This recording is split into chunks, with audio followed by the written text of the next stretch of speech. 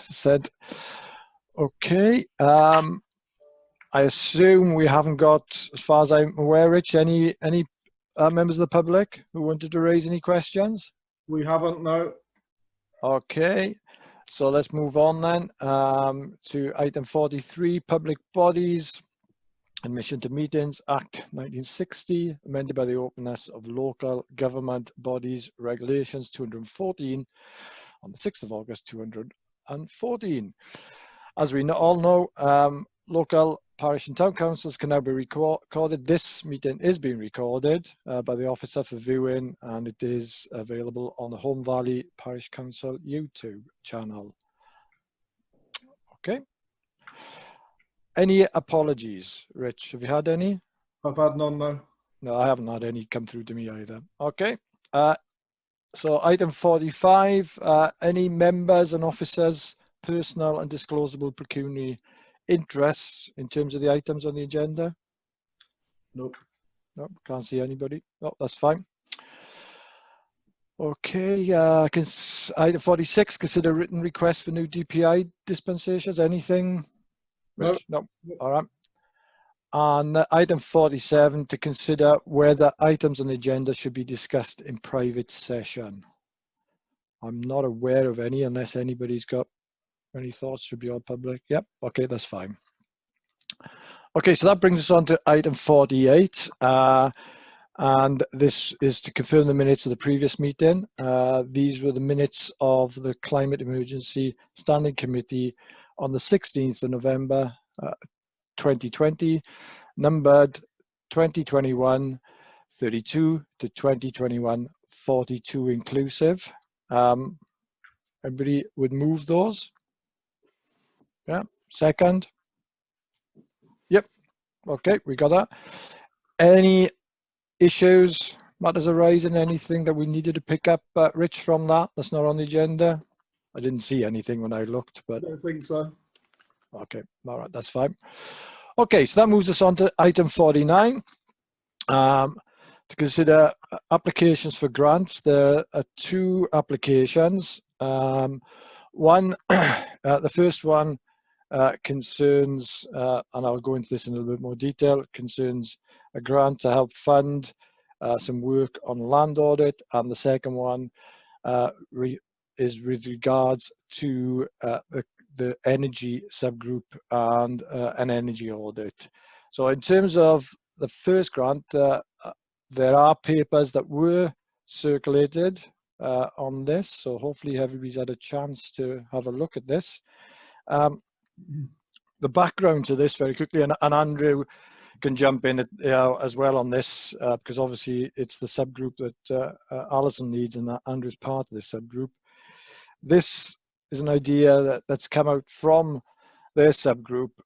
It is around completing what's called a land audit of the Holme Valley. The 5,000 grant is really a match funding, with also an application that Alison has made to the Bright Green Community Fund for, well, in fact, I think a little bit more than 5,000. I think she's applied for 6,000 from them.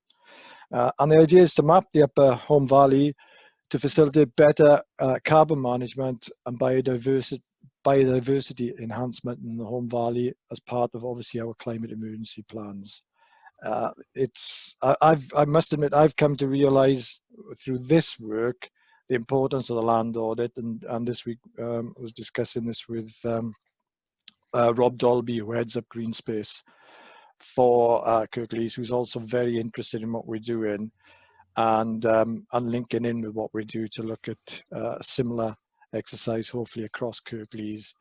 It's crucial to understand what we have got within the valley, and clearly would give us information that would then could open up discussions both with the local authority and obviously with landowners as to the use of that land, as to perhaps future proposals, how we would interface with major projects on tree planting, such as the White Rose Forest, and the work that Kirklees is doing. Also perhaps smaller projects such as allotments and community gardens, etc. And also very importantly, looking at, you know, how best the land can be used in terms of helping us with regards to reducing our carbon footprint. Andrew, you've been involved in this. I know you've done a lot of work in your farm on this. Did you want to add some more to that, in particular with your experience of doing this? So no, you've just about summed it up there. Right. Alison's really been dealing with it, so she's got all the information. I haven't spoken to her for a few weeks, so I don't know whereabouts she is with it all. Okay, that's no problems, Andrew. Just want to check. Judith, you're on mute. Oh, yeah, thank Yep. you. Yep, no Andrew, problems. can you tell me what exactly it is that you're doing with this land? Is it what the mapping is all about? Are you wanting to know what land farmers have and what they do on the land, or what exactly? Well, when they asked me to join the group, nobody seemed to have any idea as to what they wanted to achieve or what they already had. And I just asked the question: has anybody done any survey as to what we've already got in the area, which might give them an idea, a target of what they're aiming for? And then that's where it all came from. Alison found somebody who were interested in doing the mapping, and it sort of spiraled from there. Yeah. So they're looking at what land's available, and they're going to try and map it out to what land will be suitable for and what it won't be suitable for. Because there's no point in planting trees if it's not a suitable place, and they also want to be planting the right trees for the right area. So within the Orme Valley, we've got flat land which is suitable for agriculture, and we've got steep land that's less suitable for agriculture. If we're going to keep some for agriculture, there's no point in looking at the steeper area if you've got no idea what it's like.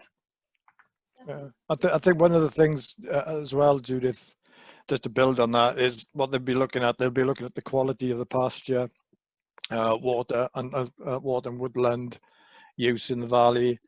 And as Andrew's saying, it's an issue of identifying the best areas for any particular activity. And you know, I think there's an assumption, or certainly myself as a layperson, around the planting of trees that could happen whatever.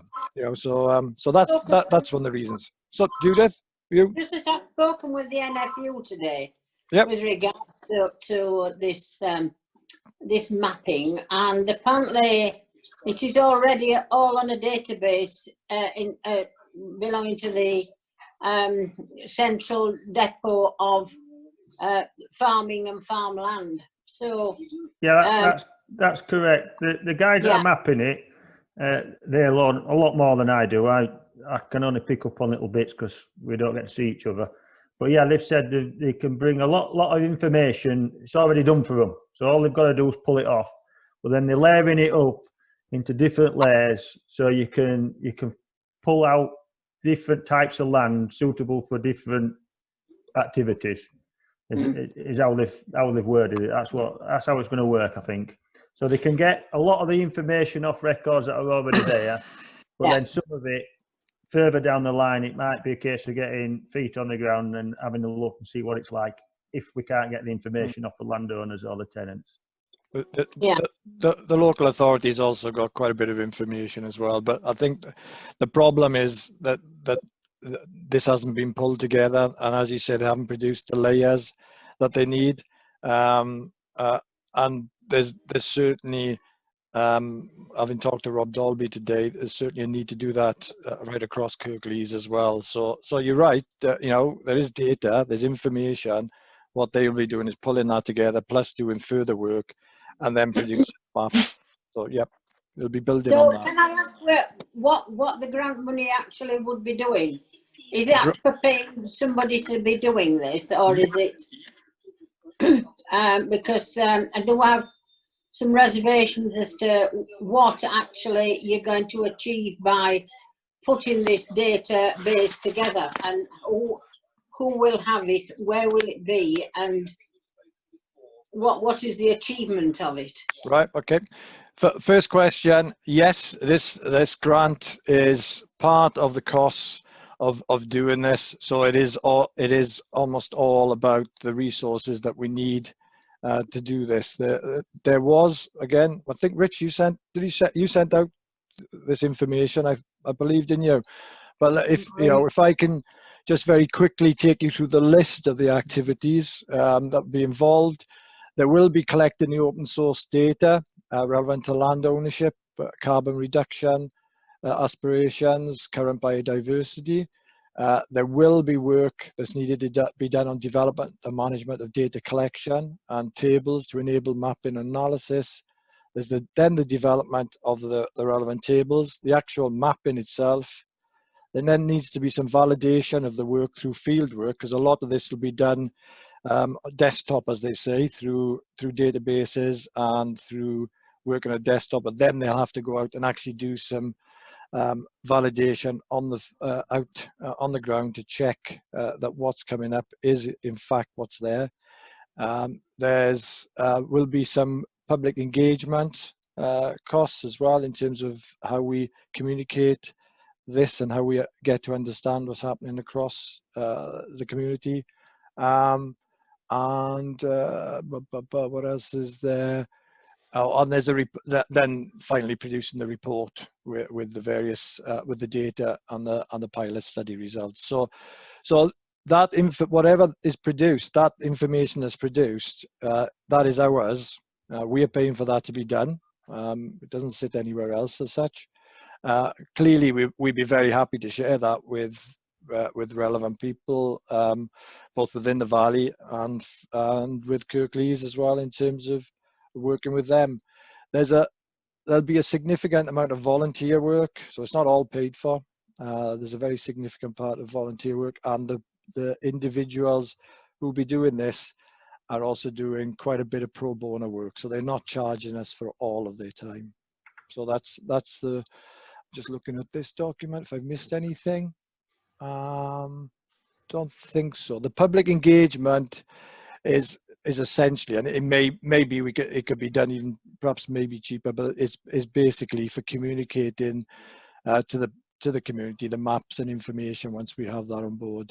Once we have that, as we said, Judith, then you can look at how best we can put forward plans for different areas of the Valley around everything from tree planting to greening, to working with farmers such as Andrew and others on how best to perhaps wild in some of their areas, or how best to use the particular pastures. In fact, I would guess, and Andrew, you know more than this, but I would guess in the way that things are changing now with the farming community, the grants they receive, quite a lot of those grants in the future will be based around quite a bit of the work that we are looking at, rather than just having the fields and livestock in place.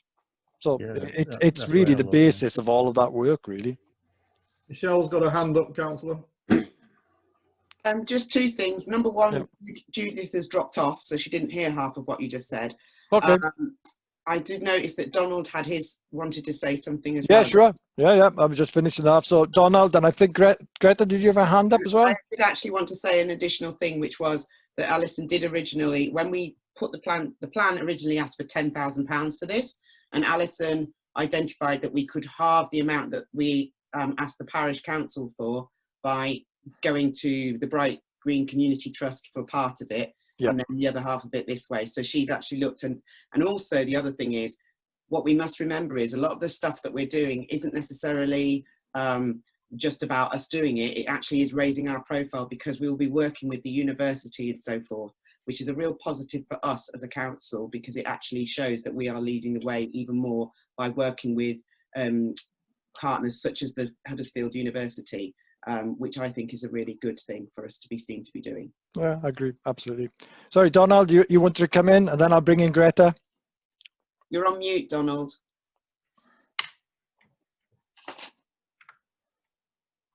Is Donald talking? Yes, but he's on mute. You're on mute, Donald. Can you ask him to unmute? Yeah, hang on. Yeah. Yes, I think. Oh, has he frozen? No, he's still there. Yep. Oh, Right, yeah. that's Go on. better. Yeah, go on, Thank Donald. you. Yeah, basically, I don't know whether many of you know, you may do, but I come from about 6 generations of farmers. And farmers always have been courteous to the countryside. They've always been good husbandry with the countryside and their animals. They don't need telling what to do, how to do it. And I'm sorry, but if you start interfering with a lot of farmers, you're going to come up against a lot of trouble. It's as simple as that. I have maps.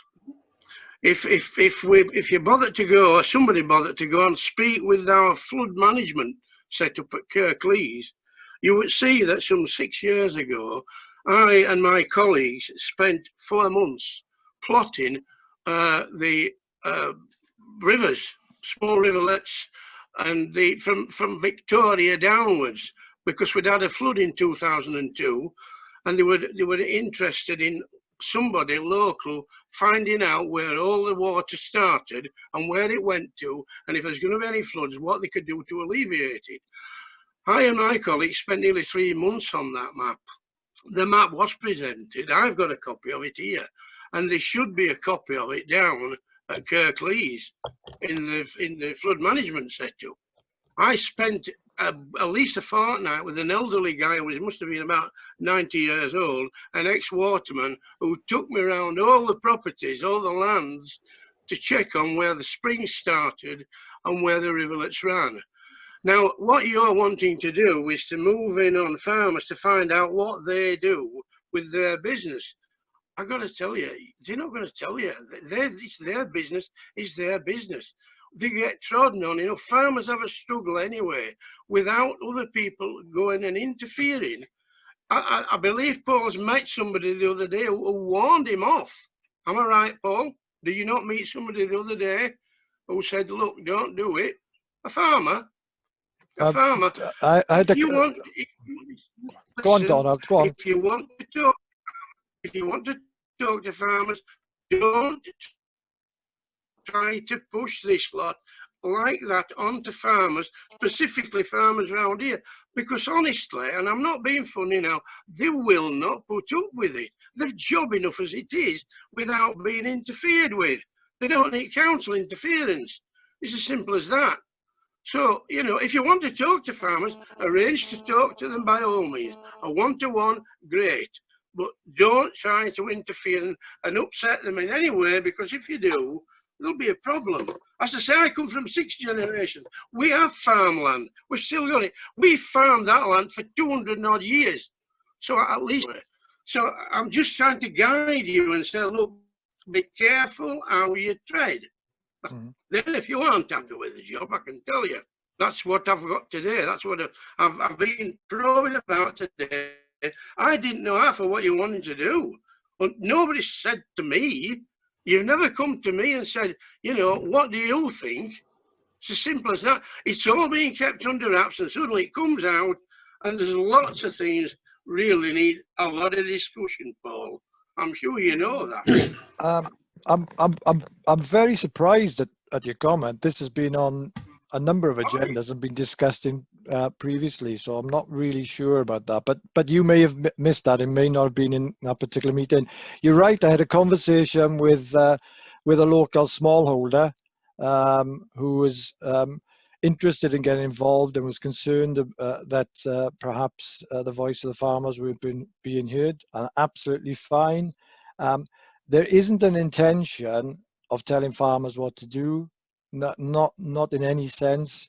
What we're trying to do is find a way of understanding what we have in the valley and then to engage from there. So I absolutely appreciate your comments, Donald. Absolutely agree.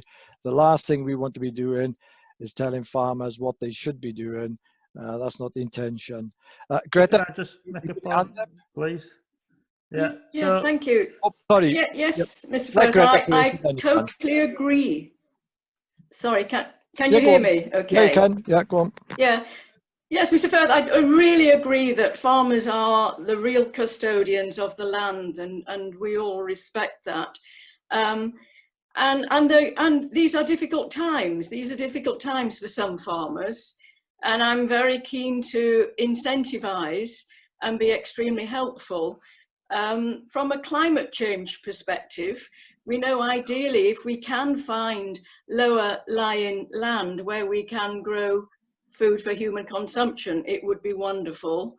But we will tread very, very gently and carefully. And clearly, you know, we will be listening and hearing what farmers have said.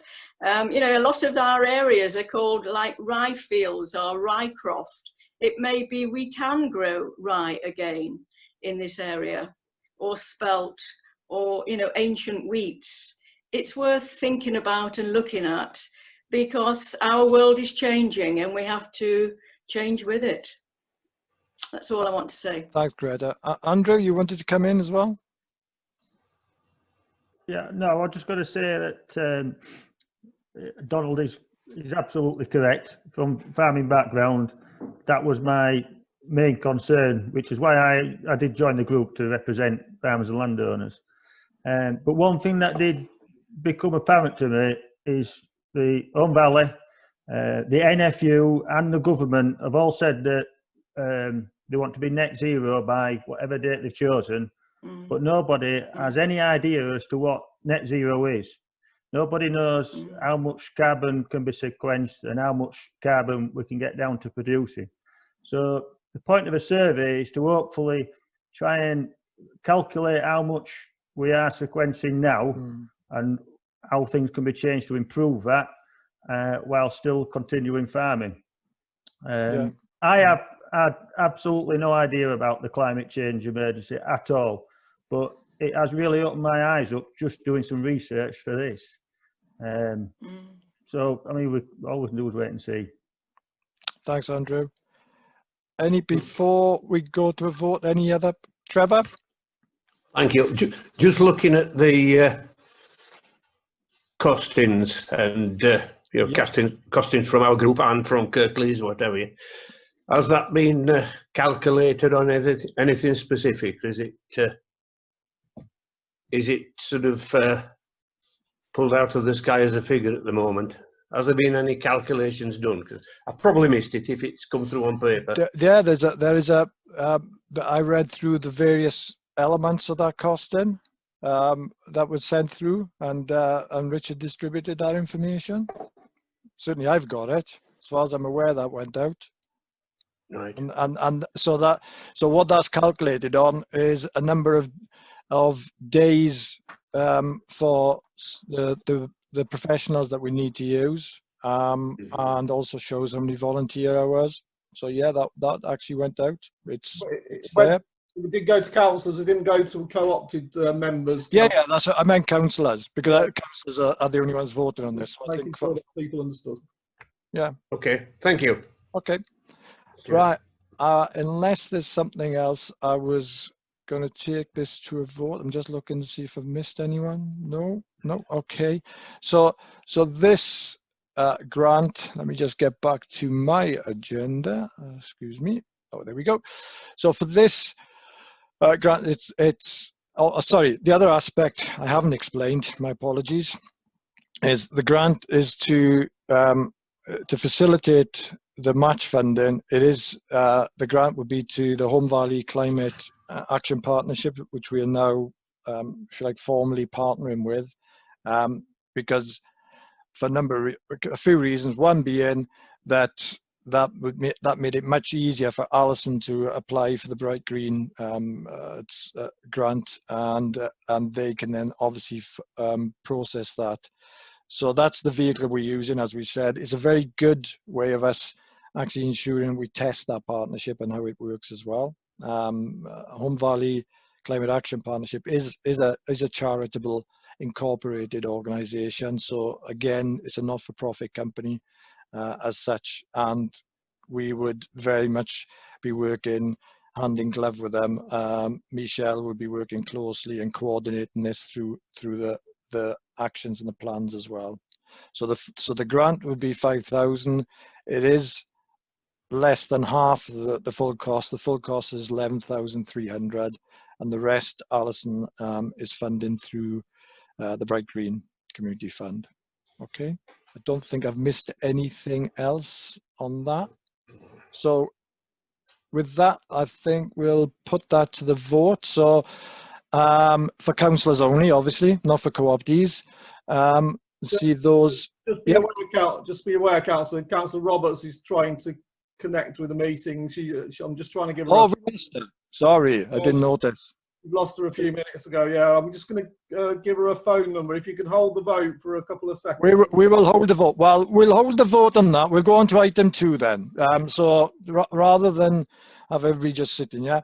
So item 2, this grant is a grant. It's 2,500. This is probably much simpler explanation than the previous one, and Steve certainly can give some background on this. But this, in essence, is to pay for an energy audit of our assets as a parish council. Oh, hang on. Oh, she's back. We might well do that vote then. Okay, so let's go back to the item then. So item number 1 under 49, which is the 5,000 grant to part fund the land audit of the valley. So we'll put that to a vote now. And see those in favour, please. So we've got 1, obviously myself, 1, 2, 3, 4. Is that right, Rich? Yeah, 4. Yeah. Those against? 1, 2. Yeah, I think 2. Yeah, I see 2. 2, yeah. Okay. Abstentions? And 1. Okay, thank you. So that's passed. So item 2 is grant 2,500, as I said. This is to pay for one of the actions we've got in our action plan, which is an energy audit of our assets as a parish council. So that's the Civic Hall, the public conveniences, and Honley Library. So those are the 3 areas. I'm not going to go into any more detail because we've got Steve here, who's actually the lead of that subgroup who's put this together. So Steve, do you want to give everybody an overview of this, please? Yeah, will do. Thanks, Paul. Yeah, so this was, as Paul said, to cover the services of professional building sustainability consultants to review the buildings, analyze the current energy performance, have a look and make recommendations for improvements to the potential improvements to the buildings, and also potential improvements to controls, for example, on lighting and heating and so forth.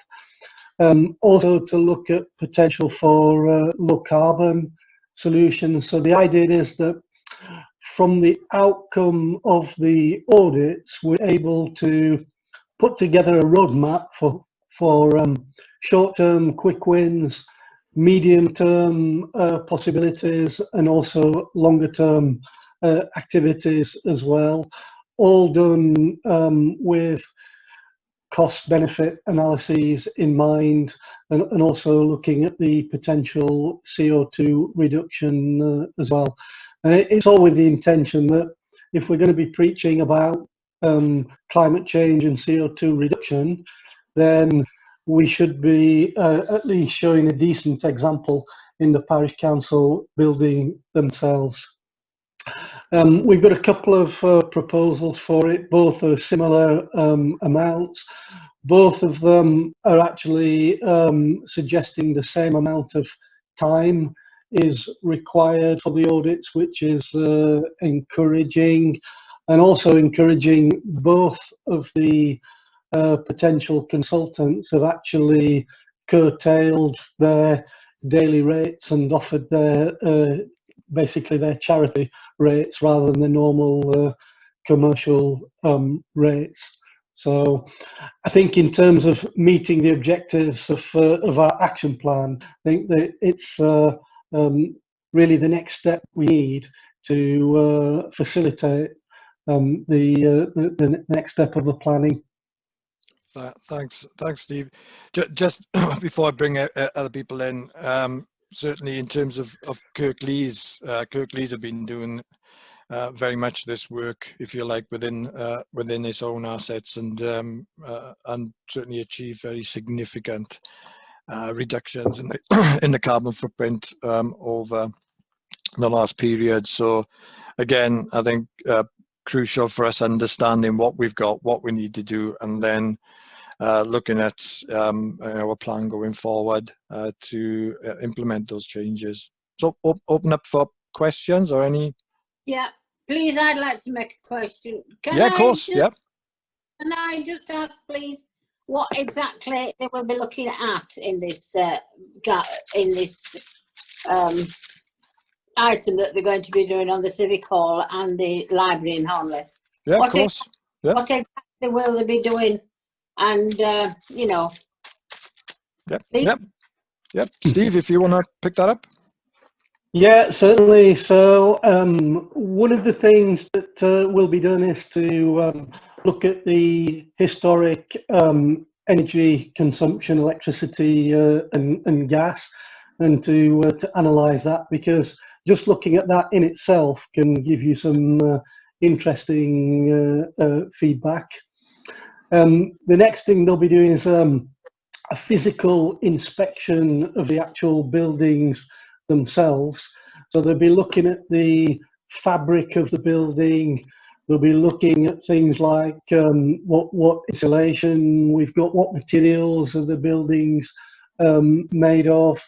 They'll be looking at what lighting we've got in the building, what controls have we got in the building, how is the building heated, how is that heating controlled itself, and again, all those things will help to bring forward suggestions and recommendations for how that can be improved, both with a view to cost benefits and also CO2 benefits as well.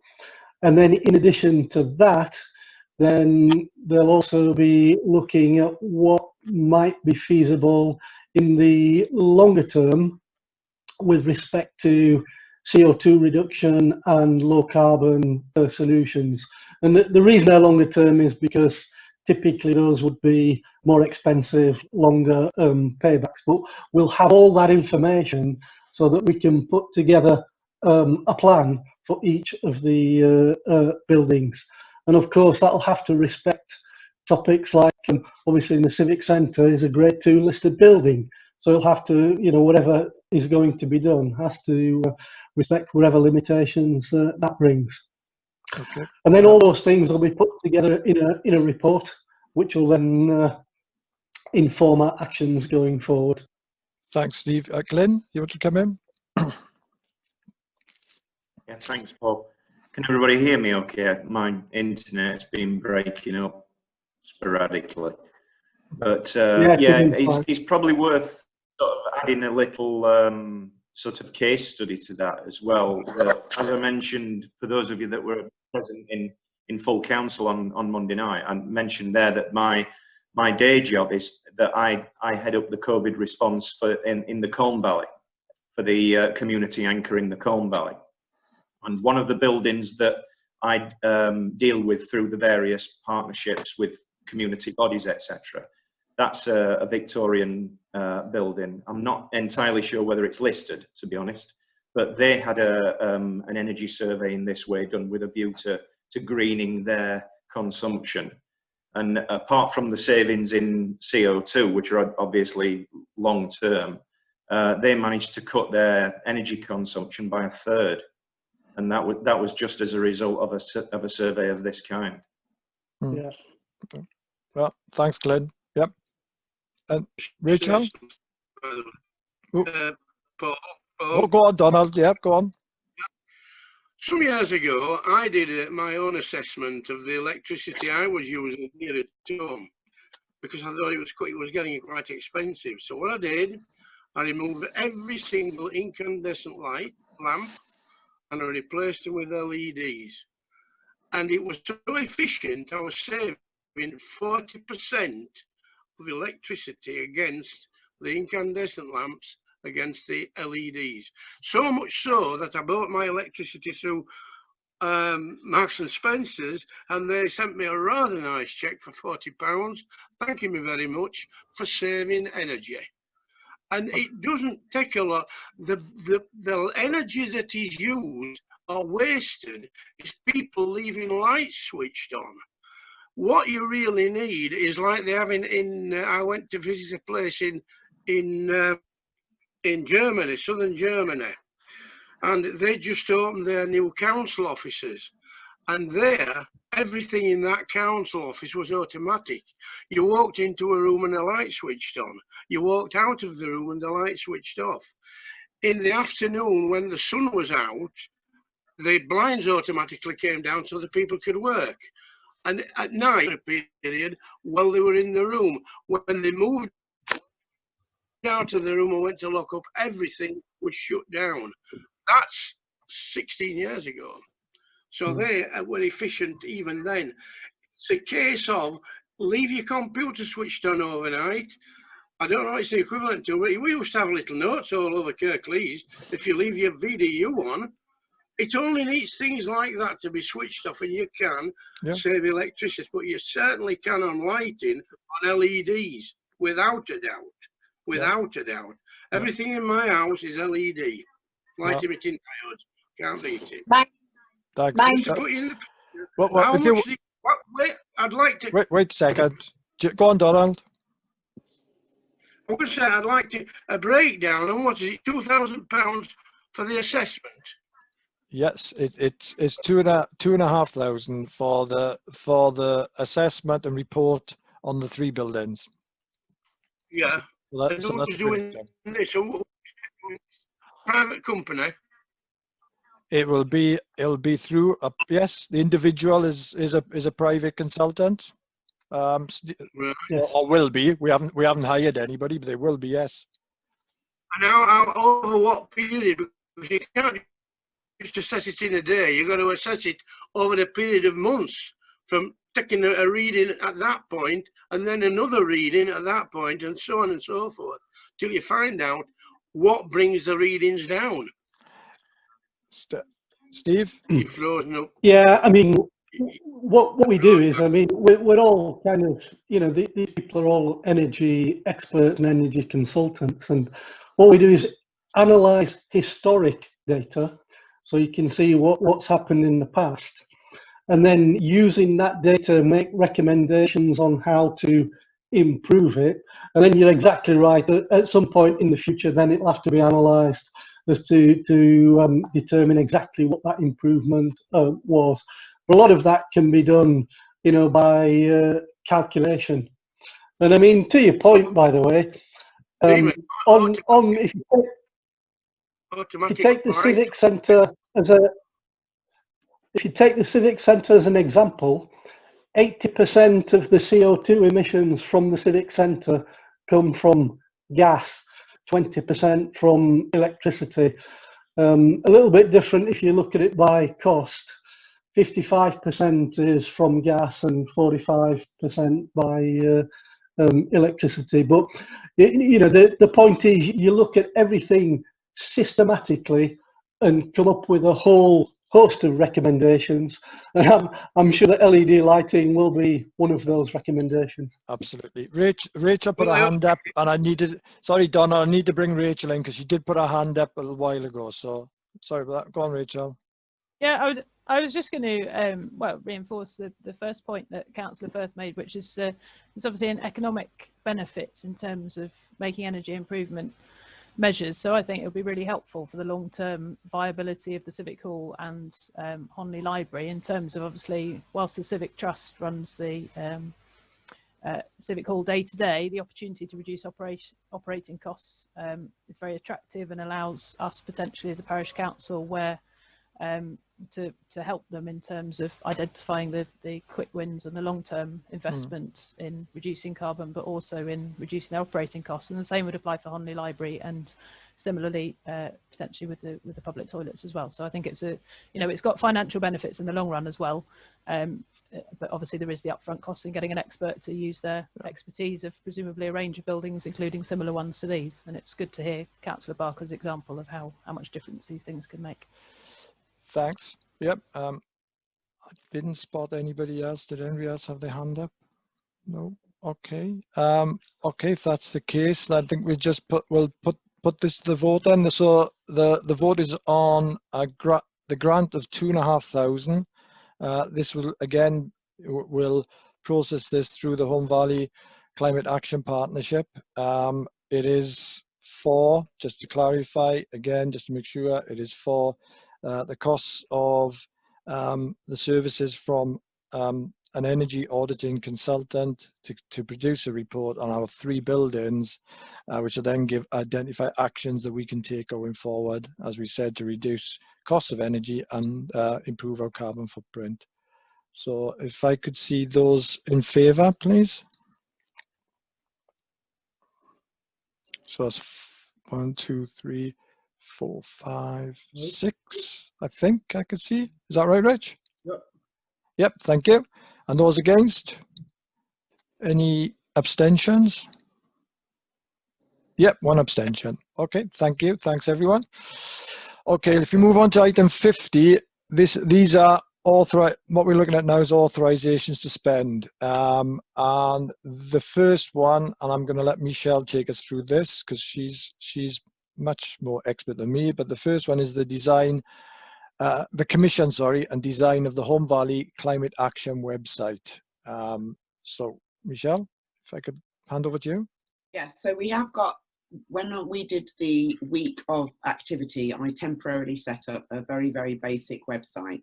But because of the way that this action group works, there are lots of different subcommittees, and we need somebody that can design a website that we can actually utilise so that everybody that's involved can go and access and put all the information in a central place for everybody to be able to get to it and download, etc. And for instance, the time we had the event, that it would have been a place to send everybody.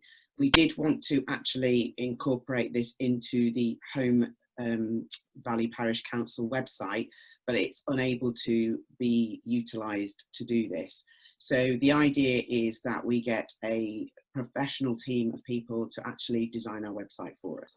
And so this is the quotes that I've got from various different people that will do so. So we've got 4 quotes there. Michelle, in terms of you providing some input or direction, this is that, because you've obviously gone through these in detail, is there anything you want to pick out about any of the quotes going through this? Because there's quite a difference in, well, in fact, all of them are different in terms of cost. Yeah, because the difference is that, for instance, the one that is the most expensive, they would build the website from the ground up on their own platform, which is really costly, whereas others are saying that they'll use an existing platform and just put our website through it. That's what the fundamental differences are in the cost. Yeah, go on. So for instance, and then the Bite Back one is just that they're going to do a very basic website pages, and they'd use what we have already. But my whole issue was that I wanted people to come to us with what they think is the best way of doing it. So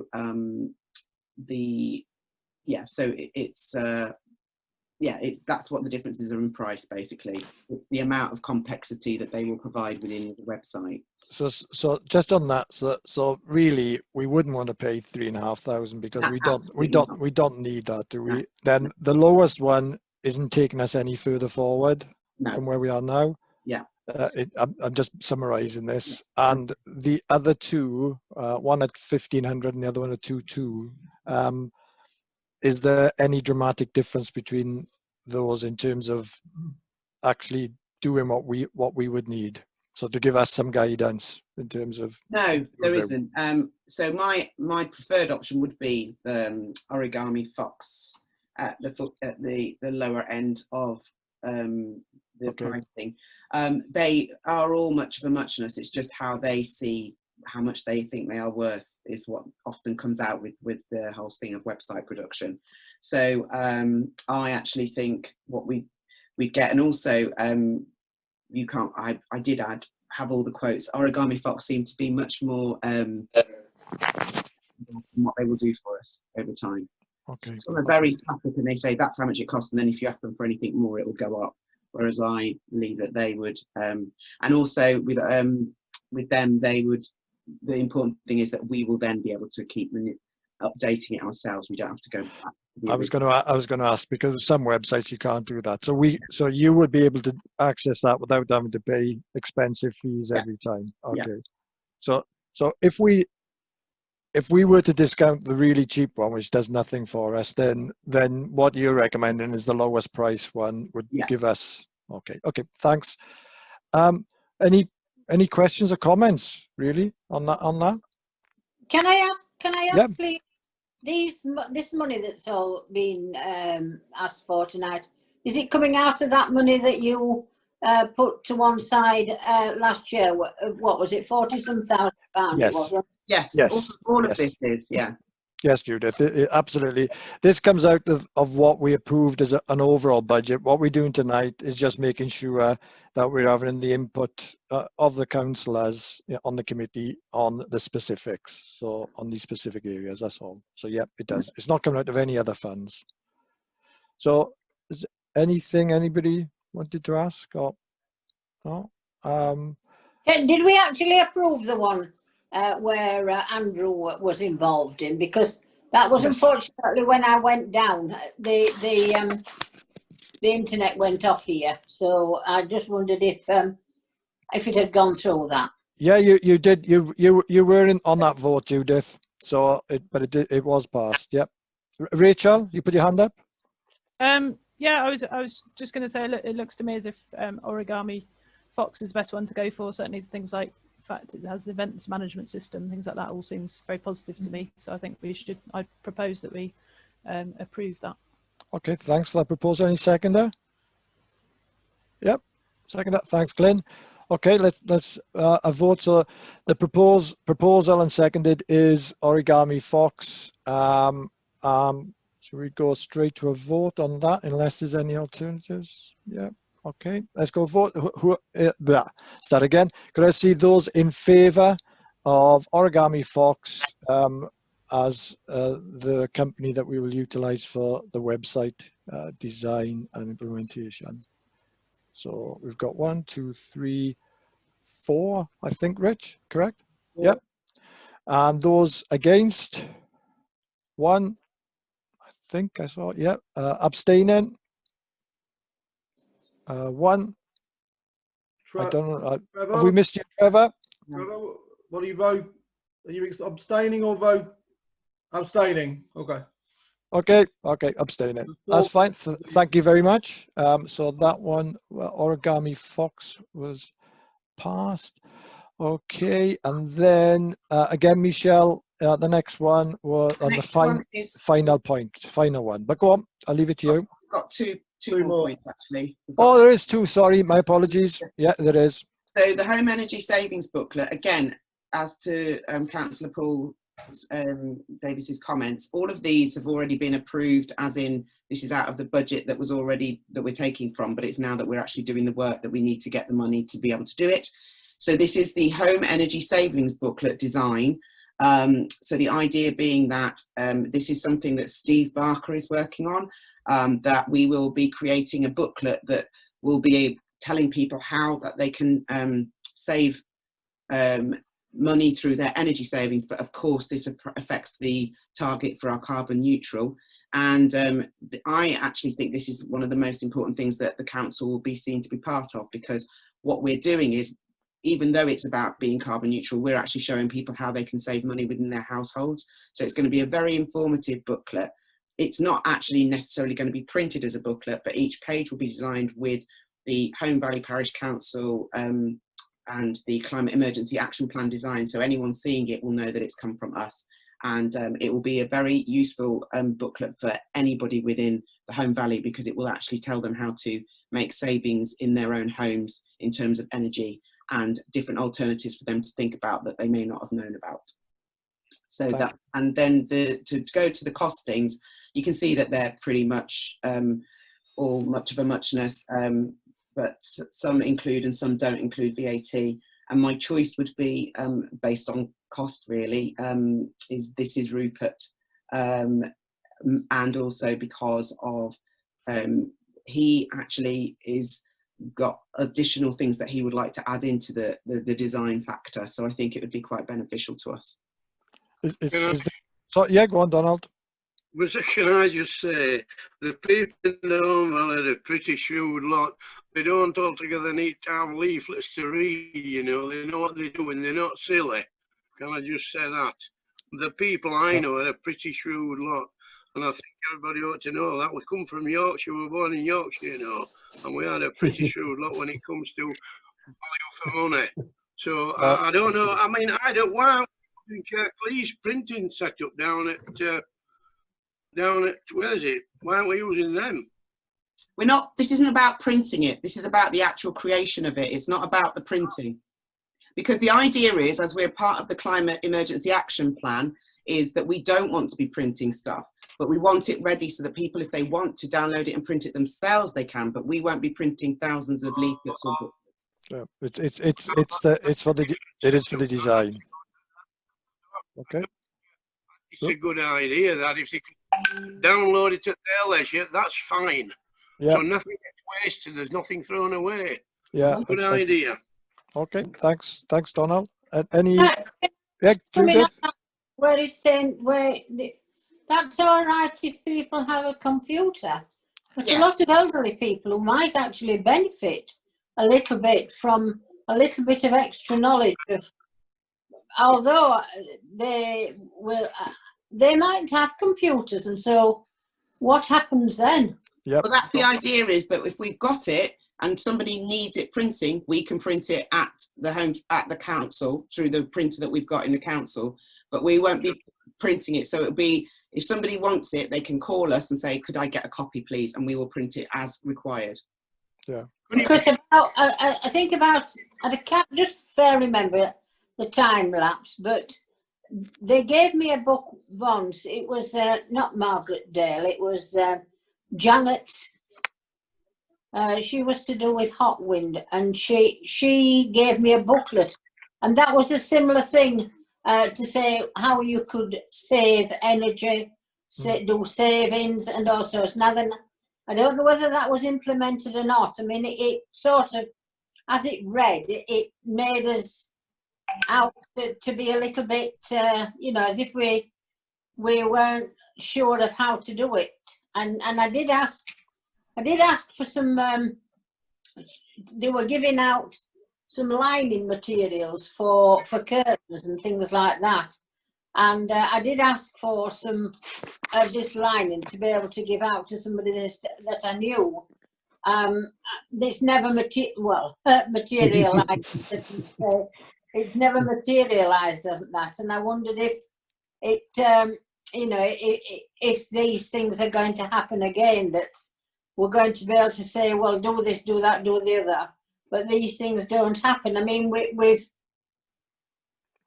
the lights and what have you, I think a lot of people, elderly people, find it difficult to be able to change, well, change in general, because they like a very bright light. I mean, here we have very bright lights, but they are all very energy efficient. I might add, from last year, I've saved nearly £200 on this last quarter alone on electricity. So I am quite very happy with that arrangements. But the fact that we didn't have any material for these curtains, just a bit sickening. So I ended up buying some for myself. It's a good point. I think Greta was going to come in on that, Greta. Were you? Yes, just a couple of quick points, Judith. The installation is still available. As a consequence of COVID, Janet and her husband Mike had to stop being in the library, but they've still got a lot of the insulation stored in their attic if you need it. Well, I know Janet has now stepped down from Hot, and so, you know, I can give you my details and we could set that up. The other thing about the leaflet that was produced, that's now many years old, and and the world has changed quite a bit. So this is a much better updated version for everybody that we're talking about. It was roughly at the same time as what the leaflet that came, the booklet that came out to say where you to take your bread wrappers and your toothpaste tubes and your toothpaste stops, and where you for recycling. Oh yes, that's that John Queening booklet. Yes, that's a different booklet. Yes, that is still in right. I think available. Thanks, Judith. And I think if Greta, if you can connect with Judith on that, but I think I'm just conscious. We just want to see if anybody else has got any comments. Is there any other comments? And if not, is there a proposal on which design team we should go with, or which design company we should go with? Rachel? Yeah, can I propose we go with Michelle's recommendation? And I think Rich confirmed the VAT we get back anyway, don't we? So actually they are the cheapest one. All right, well that's good as well, even better. Second? Yeah, we would pay 933. Thank you, Glenn. Okay, so the proposal is to go with This Is Rupert for the design, and as we've explained, we're not going to be spending the extra on printing at this point, so it's obviously more cost effective for us, and also makes sense in terms of us as a climate emergency committee that we're not wasting lots of paper as well. So This Is Rupert for the design of the home energy savings booklet. So if I could look for those in favour of that proposal, please.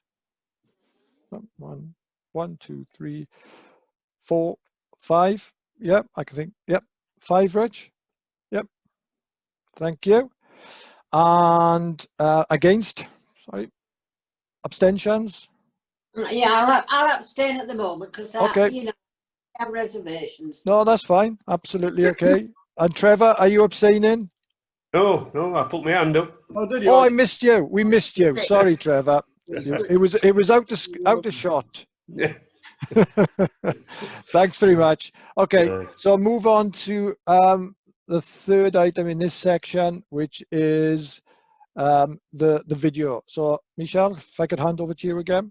Okay, so we did the events, and each of those videos that we produced were really long.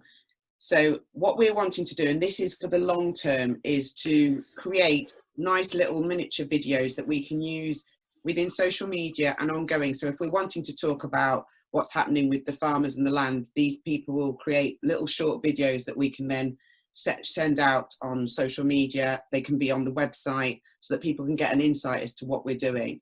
I created those videos, so they are quite basic, and these guys are the professionals to make them very zappy so that people will actually stop and listen to them. Between 1 and 3 minutes is what I've said, up to 3 minutes. But again, with their advice, they're saying it shouldn't be too much more than 1 minute. Anyway, so the 5 different areas are the ones that we did on that week. So we had, we did the land, we did energy, we did transport, and I've forgotten the other 2 now, sorry. But anyway, so that's what the 5 will be. So recycling? Yes, sorry, recycling, yeah, that was the other one. Yeah, it's gone out of my head, sorry. And so we will be producing 5 different videos. Now, I had a discussion because all the prices are quite similar, and the issue that I have is that I have never worked with any of these people before in terms of creating videos. So what we can do, and I don't know if this works, is we could actually have a certain 3 maybe producing all 5 of them, but if I have to choose one, then I would like to go with Kirklees Local Television, which isn't the cheapest, but they actually do a lot of television stuff around the whole of Kirklees, and for part of it he would actually want to put our content onto his television site and help promote it and everything, so to raise awareness with more people. So it's not included in the price, but that's what we would get in addition. So therefore I'm looking at the £800 is what I would recommend as the amount. Before I ask for comments, Michelle, just a question. So Kirklees, it's a sort of equivalent of a cable show. It's on satellite. It's online. It's streamed. Streamed. They've got a TV station. They're also a company that does promotional videos for people, but they actually have this Kirklees television, and I have worked. Oh, was that Donald? Donald? KLTV, good. Oh, you've seen it. Oh, right. Okay, we've got an endorsement. I've not seen it. I'm going to have to look for it. Okay, good. It is really good. It does a lot of local stuff and campaigns, and so yeah. So that's why if we're choosing one, that's why I would go with them. So the cost of that would be not just for the video editing. We'd actually get, as part of that, them advertising and showing our videos, yeah. which is actually. Well, yeah. Okay, Donald. Yes, go on. The one I'd do it for. Sorry, I missed. You broke up, Donald.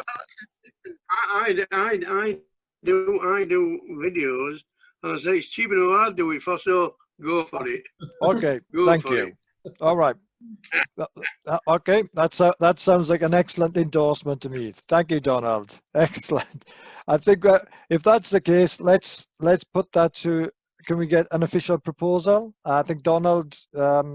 Maybe we could count that as a proposal. Seconder. Yeah. Yep. Excellent. A vote in favour of KLT as the editor and actually to show our videos. Excellent. 1, 2, 3, 4, 5, 6, 7. I think full house that. Yep, 7. Excellent. Thank you very much, everyone. And then our final, and I am correct this time. I was jumping ahead. Thank you, Michelle, by the way, for that. And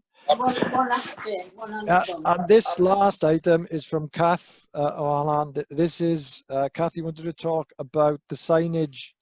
Have we still got Kath yet? She's there. Yep. This is about the initiative around signage that we've discussed. So I'll hand over to you, Kath, to take us through this. Right. This is really just to flag up what's going on. I haven't brought a formal proposal here tonight because there's a few things that need to happen first. We're planning to have a promoting cycling and walking instead of using your car for short journeys. Sometime probably early summer. It'll be if it's not far, leave the car will be the message. And it's getting some information boards up for that. Now, what I've done is I've put in an application to the Bright Green Community Trust to fund this. So there are a couple of things that could happen. A, they may not fund it, in which case I would want to bring the proposal here. If they do fund it, I would then like to run it in Honley, because doing it in Holmfirth first, simply because I'm in Holmfirth and I know the area and know what's involved. But I really don't want it to focus on Holmfirth and not actually do the same thing in Honley. So the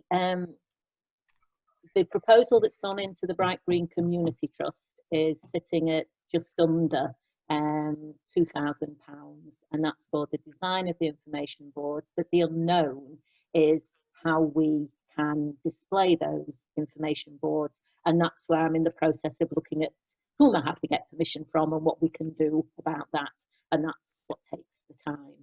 The other area of work is the stuff that we discussed at the last meeting, which is about cycle racks that you approved, that we discussed in principle. And again, we're at the process now of actually identifying the sites, but again, it's, you know, Holmfirth permissions, and also trying to get somebody to do the same, just a volunteer to do the same recceing in the Honley area.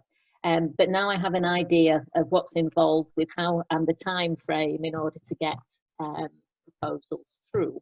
But I just wanted to let you know really that that's the ongoing work. Thank you, Kat. That sounds excellent. And what's your gut feeling in terms of sort of timing on both? Really, do you know when you're likely to know, first of all, on the funding application, and secondly, on pulling together the cycle racks proposal? Well, the cycle rack proposals, it's finding we're doing the work at the moment, so I would hope January we'll be in a position to go out for a number of quotes. because it's, say, chicken and egg until I know exactly what we're putting in. There's no point going for multiple quotes. So I would say January. Expecting to hear from the Bright Green Community Trust. They were saying February, hopefully. Okay. So Okay. Right. I think something obviously make it obvious, in terms of location, etc. That may well be something, as you would think, Kath would fit into sort of Kirklees Authority, but there may well be private land that other people be willing to have such things erected. But I'm sure we would have to get some form of planning permission. Oh, I definitely. That's and that's really, it's just the process. Okay. It always takes time. Well, you know what you need to do? Talk to your local ward councillor. Okay, thanks, Kath. Thank you for that update. Is there anything anybody wanted to ask Kath on that? I think that's good. Oh, okay, Trevor. Yep, I've just one thing for Kath. I have a cycle stand at home, which you can quite happily have. It's quite a big one. It's a 4-cycle thing. Oh, fantastic. Thank you, Trevor. It's there and waiting as and when. Oh, that's brilliant. Thanks, Trevor. Yeah. Much appreciated. Excellent. Okay, I think we'll close at that point then, unless there's anything, Rich, that I've missed. I don't believe so. No. Thank you, everybody. Apologies, we have called an extra meeting. I know there's lots and lots of meeting, but really appreciate the comments tonight. Really good discussion and input from everyone. Have a good evening. And I shall leave you all go. Thanks very much. Yep. Bye.